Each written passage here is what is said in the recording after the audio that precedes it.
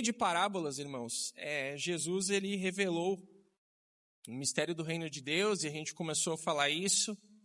Jesus começa a contar suas parábolas justamente para revelar o reino de Deus para as pessoas, para explicar como esse reino funciona. Jesus ele usa pelo menos 2 grandes sermões, e o primeiro é o Sermão do Monte, que ele fala sobre os princípios do reino de Deus, como esse reino funciona, e as parábolas também, como esse reino acontece, como é a relação, como são as coisas no reino de Deus. E esse texto que nós vamos ler hoje, que é uma das parábolas mais conhecidas de Jesus, se não a mais conhecida, que é a parábola da semente ou do semeador, ela tem um ponto interessante na história. Quando Jesus ele começa a dizer ou contar essa história, tem um porquê dele estar contando isso. A visão das pessoas na época sobre o Messias, ela era totalmente errada. Totalmente errada. Eles achavam que Jesus, na realidade, ele deveria libertar o povo daquele que era o maior problema do judeu na época. Quem era? Roma, né?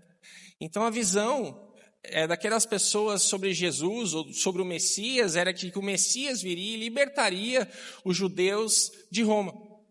Que ele seria um libertador para aquele tempo, naquela ocasião e principalmente nessa ênfase política.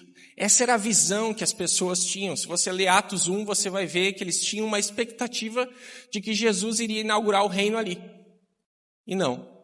Jesus, ele inverte as coisas. E o reino de Deus, ele é totalmente inverso àquilo que nós pensamos. E essa parábola ela tem um fundo muito interessante. Jesus quer nos ensinar que o reino dele começa no nosso coração. É no nosso coração. É dentro de nós que o Espírito Santo quer produzir fruto e transformar a nossa vida. Então, por isso que nós vamos hoje falar sobre o coração. Tem um texto na Bíblia que é interessante sobre o coração. Então, primeiro texto, quem quiser abrir aí, Romanos 10, do 8 ao 10. Vou fazer um escolão hoje, né? Romanos 10, do 8 ao 10. Se achou, você pode ficar de pé ou ler alto, para todo mundo ouvir. Romanos 10, do 8 ao 10. A palavra está junto de ti, na tua boca e no teu coração. Esta é a palavra da fé que pregamos. A saber, se com a tua boca confessares ao Senhor Jesus, e em teu coração creres que Deus o ressuscitou dentre os mortos, serás salvo. Visto que com o coração se crê para a justiça e com a boca se faz confissão para a salvação. Isso aí, obrigado, Ney. Então a mensagem está perto, está em seus lábios e em seu coração. Essa mensagem é a mesma que anunciamos a respeito da fé. E aí Paulo escreve: se você declarar com sua boca que Jesus é o Senhor e crer no seu coração, que Deus o ressuscitou dos mortos, será salvo, pois é crendo de coração que você é declarado justo e é declarando com a boca que você é salvo. Bom, hoje eu gostaria de falar então sobre essa parábola que nós vamos ler, mas essa parábola aponta para nós os 4 corações no banco da igreja. Esse é o nosso tema da mensagem hoje. Eu gostaria que você agora lesse comigo o Evangelho de Lucas, capítulo 8. Nós vamos fazer a leitura do 4 ao 15. Diz assim a palavra de Deus: reunindo-se uma grande multidão e vendo a Jesus diante de várias cidades, ele lhe contou essa parábola. O semeador saiu a semear. Enquanto lançava a semente, parte dela caiu à beira do caminho, foi pisada, e as aves do céu a comeram. Parte dela caiu sobre as pedras, e quando germinou, as plantas secaram porque não havia umidade. Outra parte caiu entre os espinhos, que cresceram com ela e sufocaram as plantas. Outra ainda caiu em sua boa terra, cresceu e deu boa colheita, a 100%. Tendo dito isso, exclamou: aquele que tem ouvidos para ouvir, ouça. Seus discípulos perguntaram o que significava aquela parábola. E ele disse: a vocês foi dado conhecimento dos mistérios de Deus, mas aos outros falo por parábolas, para que vendo não vejam e ouvindo não entendam. Este é o significado da parábola. A semente é a palavra de Deus. As que caíram à beira do caminho são as que ouvem, e então vem o diabo e tira a palavra do seu coração, para que não creiam e não sejam salvos.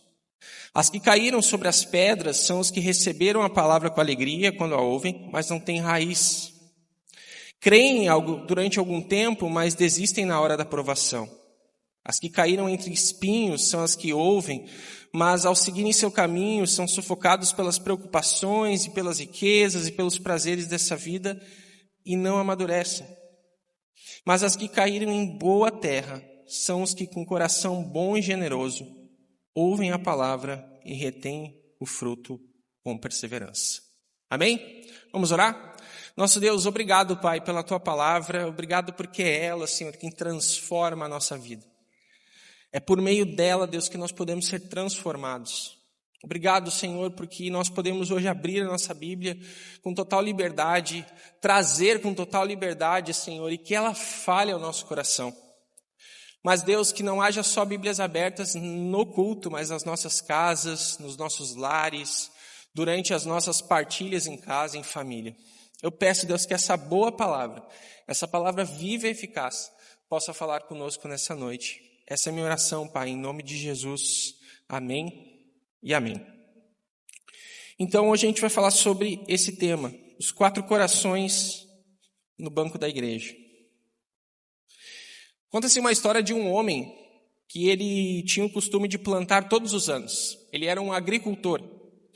E ele preparava algumas partes do terreno dele com muito cuidado. Mas outras partes do terreno dele ele não cuidava. Ele não dava muita bola. E simplesmente uma vez um homem chegou para ele e perguntou: por que você prepara tanto o seu terreno? Ele responde: porque algumas partes sempre foram assim. Sempre eu preparo essas coisas porque esse lado aqui, ele dá certo. Então eu cuido desse lado do meu terreno aqui porque ele dá certo. Aí aquele homem intrigado, vendo que não tinha muita beleza em alguns lugares, ele pergunta: mas por que você não cuida dessas partes? Por que nessas partes você não olha? Aí ele disse: eu já me acostumei assim. Eu nem cuido porque não dá nada. Nós somos assim. Por vezes, as nossas desculpas sobre o nosso coração são a mesma coisa. Sobre a nossa vida são a mesma coisa. Meu coração é assim mesmo. A minha vida é assim mesmo. Eu sou desse jeito. Eu sou assim. E quem quer andar comigo anda assim mesmo. E outros, eu não consigo mudar. E tantas outras coisas que a gente justifica quando não há fruto, quando não há vida no nosso coração. E Jesus aqui, ele é enfático: o reino de Deus. Você quer fazer parte do reino de Deus? Que bom, o reino de Deus nasce no seu coração. Começa na tua história, na tua vida. Não é na do outro, começa em nós. Há uma música antiga que fala, a começar em mim, quebra corações. A começar em mim, é em mim. Então o reino de Deus, ele começa no coração. E Jesus aqui, ele está falando sobre isso. Jesus conta essa parábola justamente para nos chamar a examinar o solo, o nosso coração. O mesmo evangelho é anunciado a todos, mas produz resultados diferentes, conforme a maneira como cada pessoa o recebe. Mas é interessante porque Jesus aqui, ele não está falando sobre 4 sementes. Não. Ele está falando sobre 4 respostas à palavra de Deus. É 4 respostas que a gente pode dar por meio da palavra de Deus. O que muda aqui é o solo. Riley, um grande teólogo, escritor, ele diz que essa parábola tem aplicação universal. Os 4 tipos de solo podem ser encontrados em qualquer comunidade que ouve a palavra. Qualquer igreja. Por isso, a pergunta principal não é simplesmente que tipo de pessoa existe na igreja, mas que tipo de ouvinte eu sou. Que tipo de ouvinte eu estou sendo com aquilo que eu tenho recebido do Senhor por meio da palavra. A gente vê tanto esse exibicionismo do evangelho que é contrário a tudo que Jesus ensina, que induz as pessoas a fazerem coisas para os outros verem, mas dentro de casa as coisas não funcionam. Então a gente se cria num ambiente muitas vezes em que os outros precisam ver manifestações do evangelho na nossa vida, mas os de casa não veem. Mas a nossa própria vida não demonstra isso, né? Então a gente tem que cuidar com isso. O evangelho ele é muito mais discreto na maneira que a gente cresce na graça. É muito mais pessoal. Lucas 15, o capítulo, ele fala sobre corações. Porque somos informados que havia uma multidão de pessoas. Jesus sempre andou, e aonde Jesus andou tinha os discípulos e quem mais? As multidões. Uma galera que não queria saber de Jesus.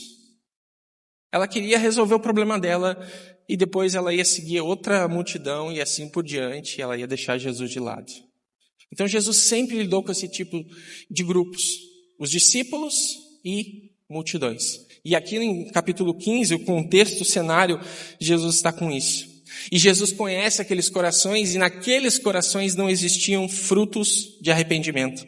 Jesus conhece, irmãos, a gente tem falado isso sequentemente aqui. Jesus conhece o nosso coração. Jesus conhece. Você pode mentir para todo mundo. Você pode enganar todo mundo. Jesus conhece teu coração. Jesus conhece o meu coração. E o mais triste disso é que isso não apavora a gente. É o mais triste. Não gera temor na gente isso. De que Jesus conhece realmente como nós somos. Se nós somos crentes ou não. Se realmente nós estamos tendo frutos visíveis da graça de Deus e do Evangelho nas nossas vidas. O Antigo Testamento aqui, Jesus vai citar depois mais para frente, mas a sua palavra no reino tem centralidade. E nós devemos prestar atenção e ouvir. Hoje de manhã a gente estava na EBD aqui falando, e graças a Deus tem vindo um bom grupo em todos os grupos, as classes que a gente tem. A gente estava falando que uma igreja que não tem a Bíblia como centralidade do seu púlpito, ela pode ser cheia, mas ela não é saudável. Você sabia? Virou um hobby as pessoas irem no domingo na igreja. Virou. Hoje as pessoas não têm dificuldade de ir na igreja. Elas têm dificuldade de ter compromisso com a igreja. É diferente. Mas dá uma banda na igreja, tem várias pessoas que vão. Mas se a igreja não pregar o evangelho, não for compromissada com a palavra, se a igreja não tiver Bíblias abertas, é só barulho, gente. Só barulho. Se Cristo não for o centro da igreja, é só barulho. E aqui, Jesus ele vai falar que começa pelo ouvir. É interessante porque o Antigo Testamento, quando ele fala sobre ouvir, não tem tanto aplicação que a gente escuta sobre escutar. Ouvir no Antigo Testamento tem a ver com praticar. Toda vez que você ouve Deus falando para o povo ouvir, era atrelado a alguma coisa. Ouça, ó Israel, deixem os deuses. O que eles tinham que fazer? Deixar os deuses. Não é só ouvir, não, Deus falou com nós que a gente precisa largar os deuses. Daí a gente fica, né? Não. Eu ouvi e a maneira que eu vou colocar em prática isso é eu deixar os deuses. O Shema, que é lá em Deuteronômio 6, se eu não me engano, fala, ouça, ó Israel, o Senhor nosso Deus é único. Ou seja, ouça, coloque isso em prática na sua vida, traga a sua família a ouvir a voz de Deus, a praticar a palavra de Deus, e aqui Jesus, ele é sobre isso. Então a primeira lição que a gente aprende é que a semente na parábola é o quê? O que diz aí? A semente é a palavra de Deus. A eficácia da mensagem não está na criatividade do semeador, mas na natureza da semente. Não tem poder nenhum em quem prega, em quem vem aqui e fala. Tem poder a palavra de Deus, irmãos. O cara pode ser o cara mais eloquente, mas quem transforma, quem tem poder é a palavra de Deus. E Jesus ele fala sobre isso. É a semente que produz frutos. A palavra é lançada, ela é poderosa, verdadeira e suficiente, mas não será recebida da mesma maneira por todos.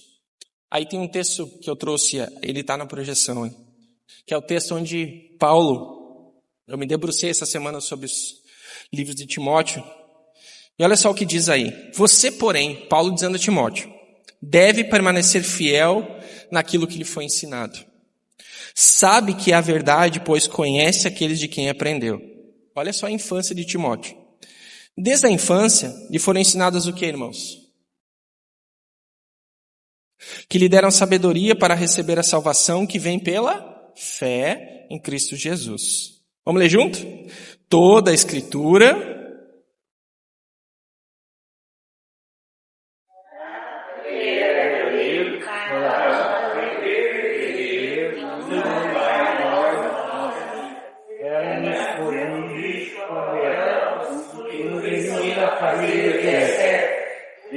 Deus a usa para preparar. Então, quem é que ensina a igreja, irmãos? A palavra. Toda a Escritura é inspirada por Deus. É ela que nos corrige, é ela que nos faz ver o que não está em ordem na nossa vida, e Deus a usa para preparar e capacitar o seu povo para toda boa obra. Mas é para perceber o que não está em ordem, o texto diz. Não é para dizer que você vai ser um vencedor. Não é para dizer que você vai ser um bem-sucedido no seu trabalho. É para fazer você perceber o que não está em ordem na sua vida. Em ordem. E como é que a gente descobre isso, irmãos? Mágica nenhuma. A gente abre a palavra, lê a palavra e deixa a palavra ler a gente. A gente lê sistematicamente, né? A gente lê um livro da Bíblia e Deus vai falando com a gente, vai falando conosco. Entende? Então aqui Jesus ele fala que quem transforma, quem é a semente, é a palavra de Deus, é a palavra. Isaías 55, 10 a 11, quem pode abrir? Vamos lá, vamos mexer um pouquinho agora as Bíblias aí, né? Uma pessoa abre em Isaías 55, 10, 11. Outra pessoa vai abrir em Hebreus 4, 12. Olha que barulho legal, né, das Bíblias. Né? Isaías 55, 10, 11. Quem achar faz um joinha assim, só para... Tá, Rafa, show, beleza. Hebreus 4, 12. Anderson, espera aí. Romanos 10, 17. Outra pessoa. 1 Pedro 1, 23. Romanos 10, 17. Quem?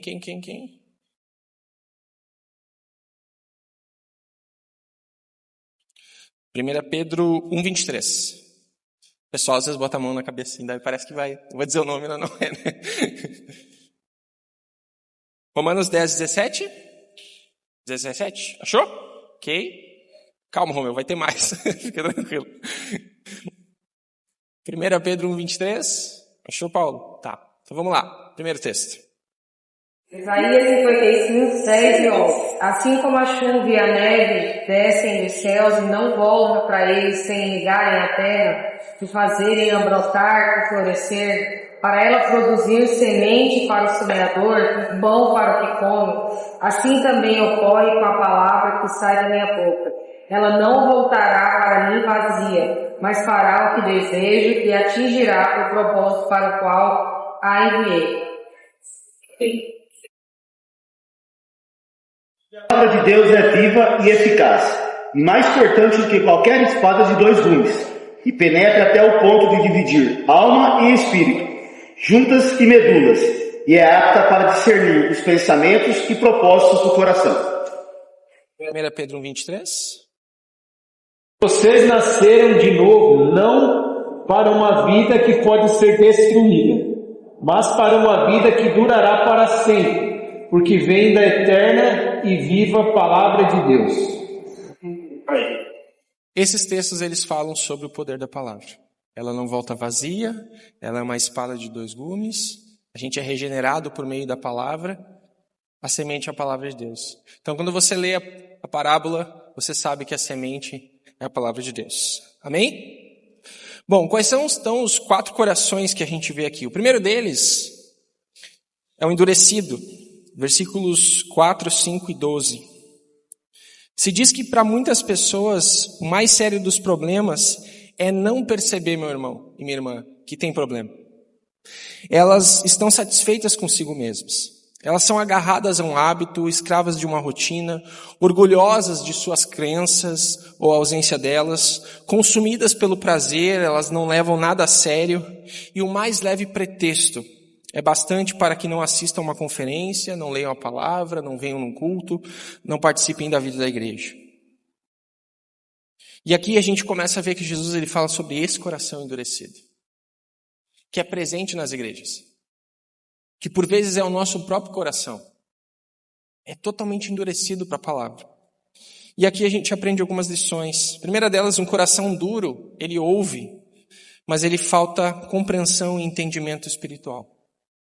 É uma pessoa que escuta o sermão, mas ela não presta atenção no sermão. Com certeza você já se irritou com alguém que você estava conversando e a pessoa estava mexendo no celular enquanto estava falando com você. Provavelmente você já se irritou com isso. A gente faz isso no culto, com Deus. A gente vem para cá e por muitas vezes o nosso foco não está na pessoa de Jesus. Está em tantas outras coisas. Está no celular, está nas conversas. Eu tenho prestado muita atenção, igreja, e isso é uma chamada para nós. O culto começa às 18 horas e está um barulhão e o culto está rolando. O louvor está acontecendo e está um barulhão na igreja, como se não tivesse acontecido o culto. E isso não é uma falta de respeito com quem está tocando, é uma falta de respeito com Deus, porque a gente veio aqui para louvar Ele, aprender sobre Ele. E a gente precisa ter temor. São indícios de corações endurecidos, que nem sabem o porquê estão. A gente precisa ter mais temor, igreja. É isso. O culto começa às 18 horas, é o momento. Eu lembrei, essa semana, que na minha igreja que eu fui criado, olha, isso é 2003, 2004. Quando começou os PowerPoints lá, a gente chegava na igreja, era um silêncio, e aí a igreja lá na frente, assim, ela tinha uma cachoeira, e o pastor ligava aquela cachoeira, e tinha um slide falando assim, coloque seu celular no silencioso, nem faz, já vem direto silencioso hoje, né? Mas coloque seu celular no silencioso, ore ao Senhor e escute o que Ele vai falar. E a igreja tinha esse costume. Você não ouvia um silêncio, um barulho na igreja. O culto começava, existia aquela veneração. Ah, pastor, isso aí foi há 20 anos atrás. O mesmo princípio. É o mesmo Deus. Então a gente às vezes pede silêncio em casa, quando a gente está olhando um filme, a gente pede silêncio para as nossas crianças, não pede? Quando a gente quer prestar atenção em alguma coisa em casa, a gente pede silêncio, mas na igreja a gente esquece. Então aqui são indícios de coração endurecido. Nós precisamos temer o Senhor e tratá-lo com respeito, porque Ele merece. Jesus continua falando, o coração duro é onde uma semente é pisada. A semente que é pisada pelos homens nem chega a brotar, o texto diz. A semente que o diabo teme é aquela que frutifica. O solo se torna duro, segundo a parábola, quando muitos pés transitam por ele.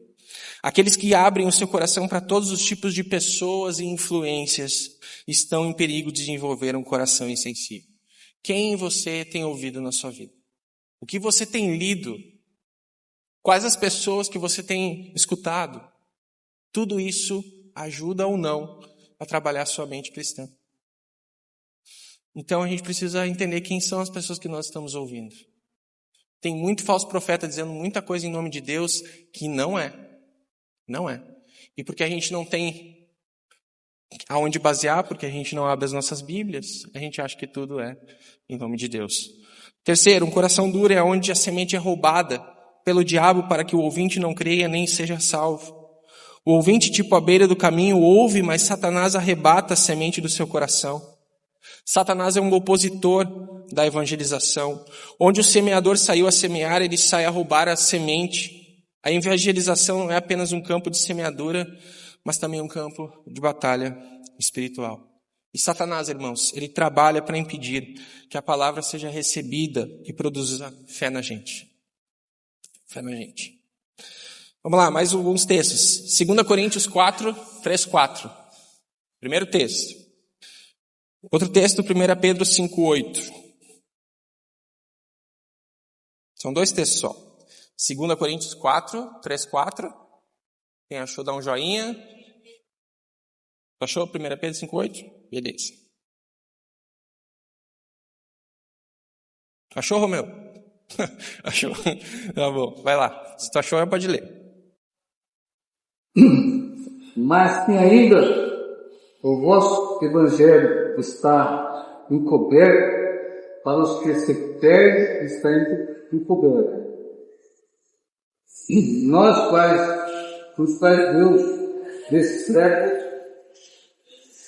depois cegou o entendimento dos incrédulos, para que eles resplandreçam a luz do Evangelho e da glória de Deus, que é a que mais cresce. Tudo bem? Agora o 1 Pedro 5:8. Jovens edificantes, já esforço aniversário, andem em redor como um leão que ruge, procurando alguém para devorar. O capítulo que o Romeu leu ali diz assim, ó, Deuses desta era cegou o entendimento dos descrentes para que não vejam a luz do evangelho da glória de Cristo, que é a imagem de Deus. Deus dessa era cegou o entendimento. E se a gente não meditar, se a gente não vigiar, a gente vai perecer. O segundo coração dessa parábola é o coração superficial. Capítulo 8, do 6, versículos 6 e o 13, Jesus apresenta esse solo no 6 e explica esse solo no 13. E o coração superficial, ele tem uma resposta imediata à palavra, mas ele não reflete sobre a palavra de Deus. Ele aceita, mas ele não examina aquilo que ele está vendo. Tanto Marcos, irmãos, como Mateus, eles usam por 2 vezes a palavra logo, com o sentido de imediatamente. Essas pessoas agem no calor do momento. Elas imediatamente aceitam a palavra e fazem até mesmo com alegria. Então, imediatamente se escandalizam. Sua decisão é baseada na emoção e não na reflexão. São os ouvintes, emotivos, entusiastas, fogo de palha, que sentem alegria, mas essa é passageira. Jesus está falando para aqueles emocionados aqui. Aqueles que acham o evangelho legal até entender o que o evangelho é e o que o evangelho pede. Tudo. Tudo. O evangelho exige tudo de nós. E aqui Jesus está falando para eles. É aquele tipo de galera ou de pessoas que acha legal os eventos. Ou que participa da igreja nos eventos. Evento é muito legal. Porque, primeiro, você não se envolve no bastidor. Você não sabe quantas precisou fazer. Você vem e está tudo pronto.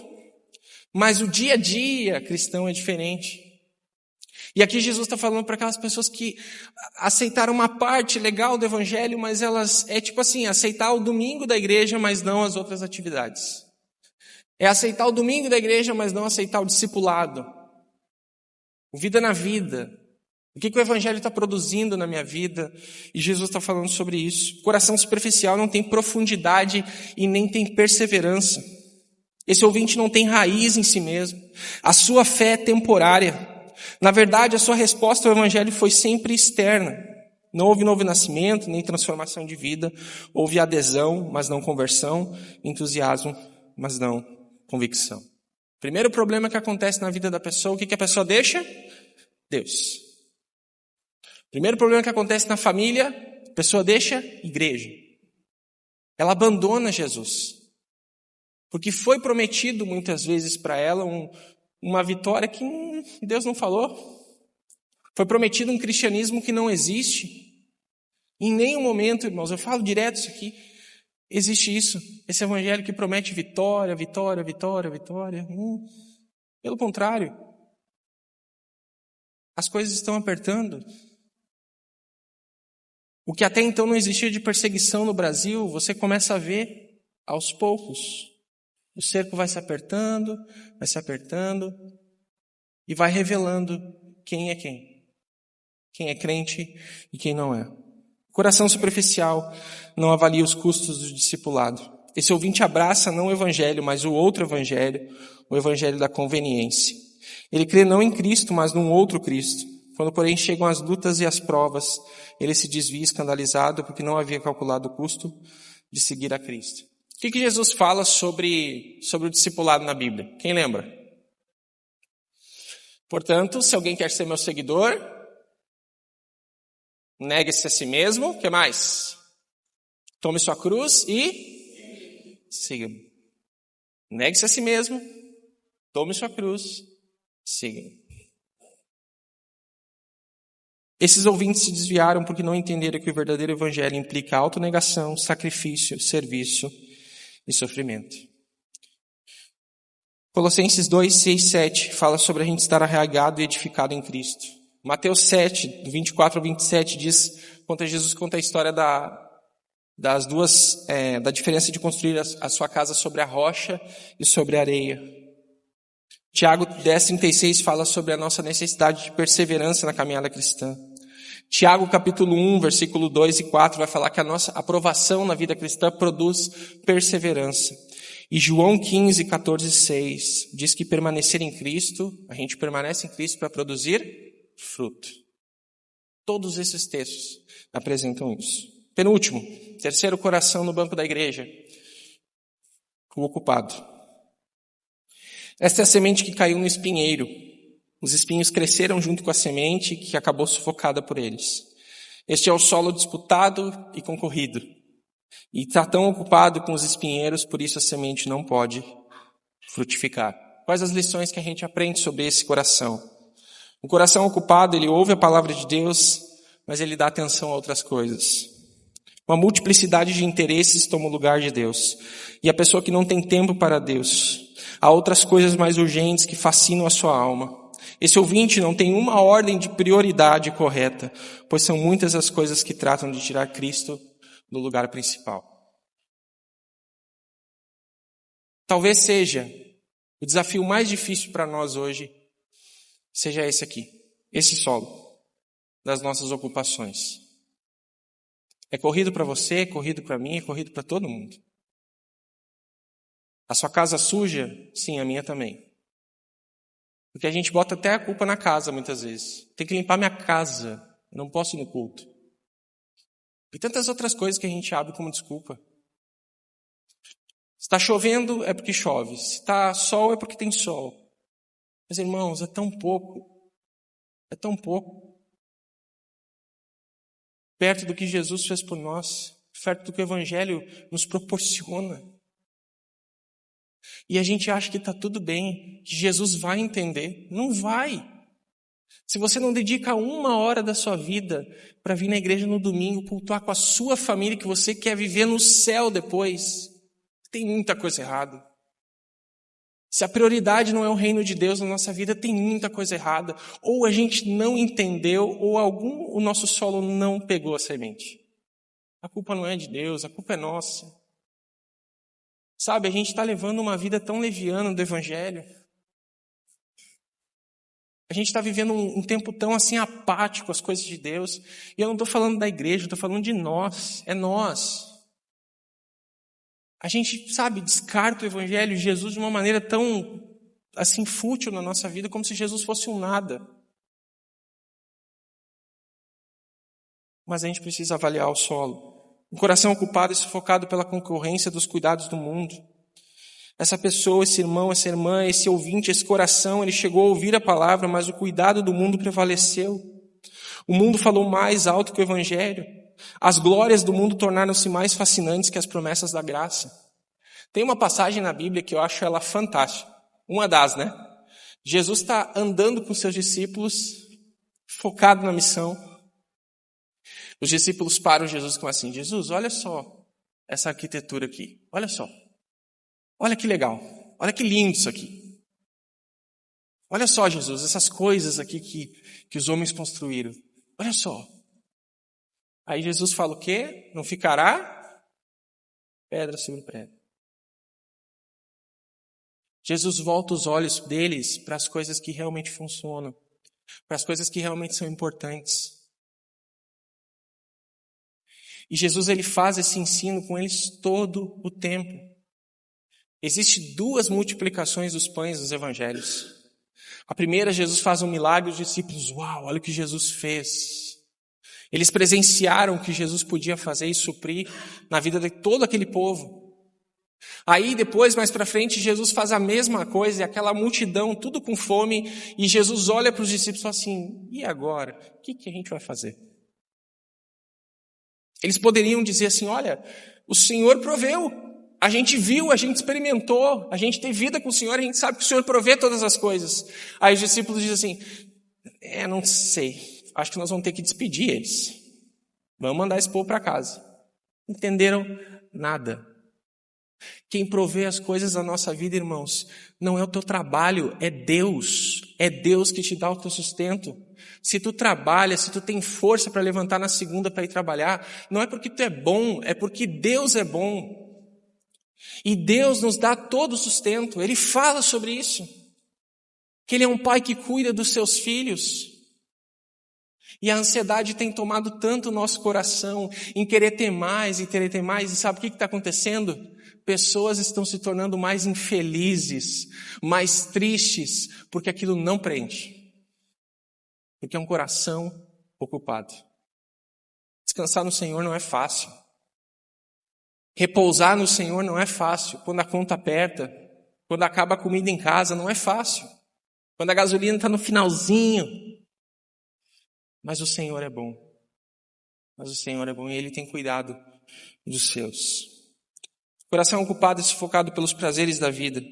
Esse ouvinte é amante dos prazeres mais do que amigo de Deus. Ele é amigo do mundo, ele ama o mundo, ele conforma-se com o mundo. E por fim, um coração ocupado, ele não produz frutos maduros. Nesse coração a semente nasce, mas não encontra espaço para crescer. Ela chega até crescer, mas ela não produz frutos que chegam à maturidade.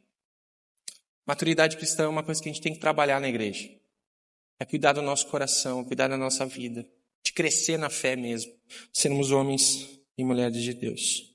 Mateus 6, 19 e 21 diz, onde está o seu tesouro? Aí está o teu. Mateus 6, 24, Jesus vai falar que nós não podemos servir a Deus e as riquezas. Mateus 6, 25 e 34, Jesus fala sobre a gente não viver dominado pela ansiedade, que Ele cuida da gente. 1 Timóteo 6, 9 e 10, Paulo vai falar sobre o perigo do dinheiro, do amor ao dinheiro. 1 João 2, 15 e 17, João vai falar sobre nós não amarmos o mundo. E Lucas 12, 15 e 21 vai contar a parábola do rico insensato, que foi para casa triste porque possuía muitos bens. Muitos bens. Por fim, quarto coração. Vai terminar bem. O louvor pode subir já. É o que eu peço para o meu coração e eu peço para o seu coração também. Nosso coração seja frutífero. Frutífero. Um coração frutífero, ele ouve e ele retém a palavra de Deus. Lucas diz que essas pessoas ouvem com bom e reto coração e retêm a palavra. Elas não apenas ouvem, mas ouvem com o coração aberto, disposto e com firme propósito de obedecer ao Senhor. Um coração frutífero, ele produz fruto com perseverança. O distingue esse campo dos demais é que nele a semente não apenas nasce e cresce, mas o fruto vinga e cresce, segundo o texto. Lucas diz que ele frutifica com perseverança. Jesus está descrevendo aqui o verdadeiro crente, porque o fruto, ou seja, uma vida transformada, é uma evidência da salvação. É o que nós estamos produzindo na nossa vida. Por fim, essa parábola ela vai nos mostrar que alguns ouvem e não recebem, outros recebem superficialmente, abandonam a provação, e outros são sufocados pelas preocupações, riquezas e prazeres. Mas o bom solo retém a palavra e persevera e produz bom fruto. Por fim, Jesus ele vai falar que nós precisamos prestar, é um resumo, né? Prestar atenção àquilo que ele fala. Quem tem ouvidos para ouvir, ouça com atenção. Que se você lembrar da série que a gente fez, as cartas de Apocalipse, elas terminam exatamente dessa forma, todas as 7. O Espírito diz às igrejas, ouça, aqueles que têm ouvidos, ouça o que o Espírito diz às igrejas. Então a pergunta final para nós essa noite é o que nós estamos querendo ouvir? O que o nosso coração, ou qual é o nosso coração no banco? Qual é o seu coração? É o ocupado? É o endurecido? É o superficial ou é o frutífero? Qual deles? Qual deles você pode hoje dizer? E eu queria terminar com um texto de 2 Timóteo, que ele para mim é a base daquilo que eu tento fazer como pastor. E eu sempre lembro desse texto. Meu coração está triste por alguma coisa, eu vou nesse texto. Quando eu estou preocupado com alguma coisa relacionada à igreja, eu vou nesse texto. Olha o que diz Paulo para Timóteo. Pregue a mensagem e insista em anunciá-la, seja no tempo certo ou não. Procure convencer, repreenda, anime e ensine com toda paciência. Olha agora, irmãos. Pois vai chegar o tempo em que as pessoas não vão dar atenção ao verdadeiro ensinamento. Mas, o que diz aí? Seguirão seus e arranjarão para si mesmas uma porção de mestres que vão dizer a elas o que elas querem ouvir. Essas pessoas deixarão de ouvir a verdade para dar atenção a lendas, em outras versões fábulas, em outras versões mitos. A gente está assim. A gente prefere procurar mestres que digam para nós que nós estamos bem e que tudo vai bem. Só que o apelo de Paulo para Timóteo é: pregue, seja no tempo, seja fora do tempo, pregue a palavra, ensine, repreenda, porque toda a Escritura é inspirada por Deus, apta ao ensino, útil ao ensino, e Deus a usa para toda boa obra. Amém, irmãos?